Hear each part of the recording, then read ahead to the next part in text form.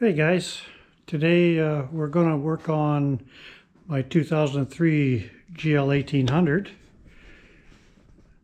and we've got an issue with the alternator.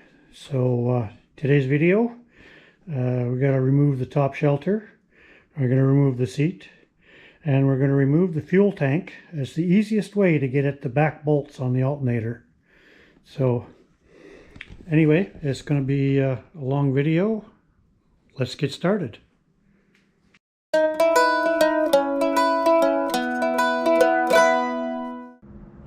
So the other day, I attempted to change out the alternator on my 2003 GL1800, and took some advice from a friend who said, you know, the easiest way to get at that top bolt on the alternator was to pull the gas tank.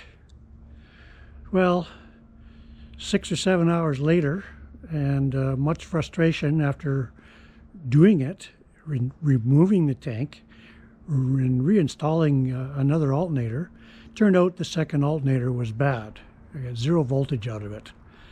So we're back today, brand new alternator from DB Electrical. I think it was 260 bucks Canadian, whatever. But then another friend advised me of a tool I needed to buy, and that would allow me to get the alternator out without all the destruction that I had to go through, you know, removing the fuel tank and the shelter and all that stuff. So I went down to KMS Tools, my favorite tool shop, kind of like a Harbor Freight in the United States. And they had the right tool. So there it is, a long-handled swivel head ratchet, and this one's got 120 teeth on it.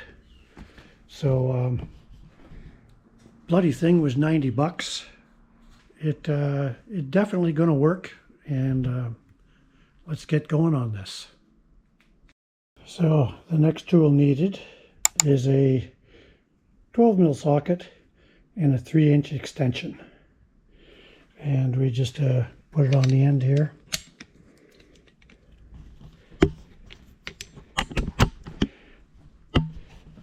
And very gently insert it into the back here.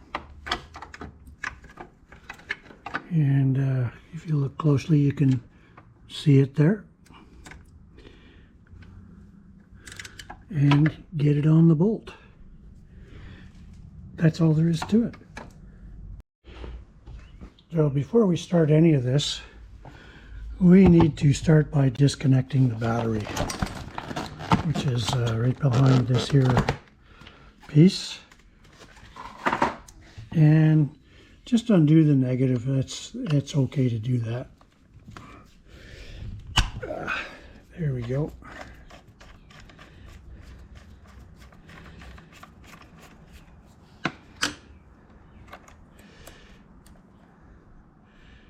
I got a power terminal here which goes to a switched relay that is powered from here, which powers all my peripheral devices. And the other one here is for heated gear. Anyway, the battery's disconnected. Next we're going to disconnect the power from the alternator.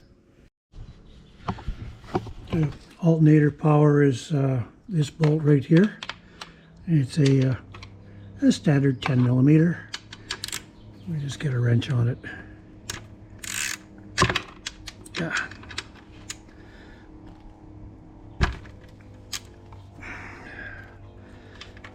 There we go. Got it broke free.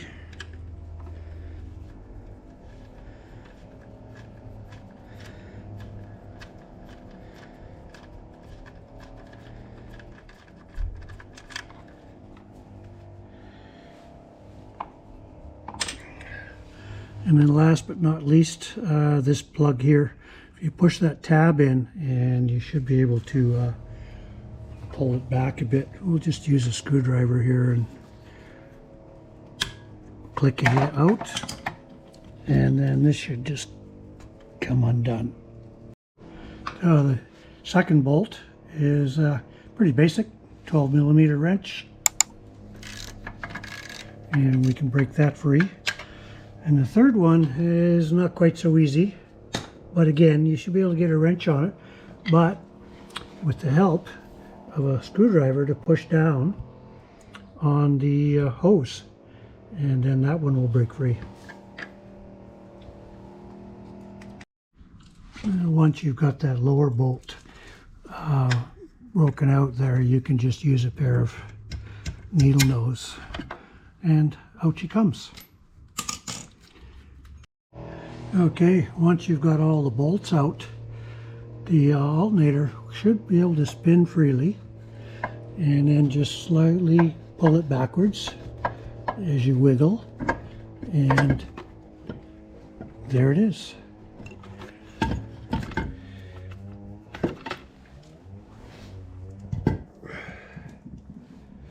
Piece of cake. Okay, the new alternator, I highly recommend putting a little bit of grease around here to help it slide in.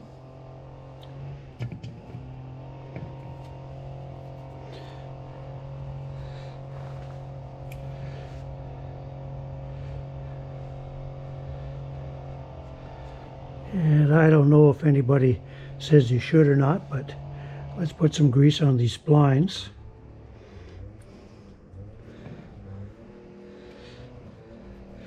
And there we go. Let's slide this thing back in.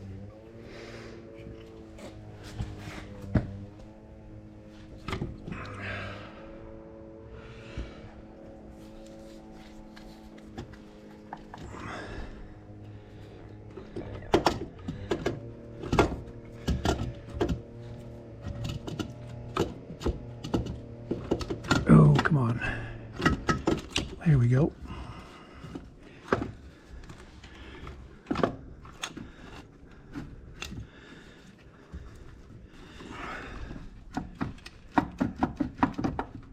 There we go. And she should just ease back in there.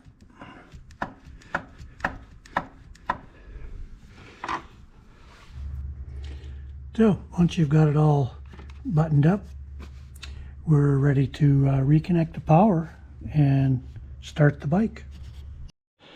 Okay, we're ready to fire the bike back up. Important to have a good multimeter on hand to make sure everything is producing power. But let's turn her on.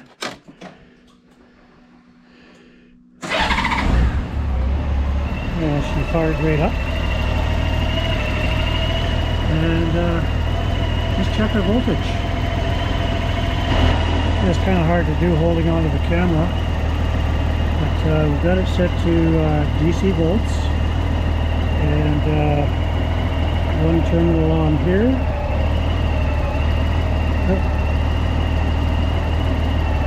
And one on the negative. And there we have it, 14.5 volts. So we know the alternator is working.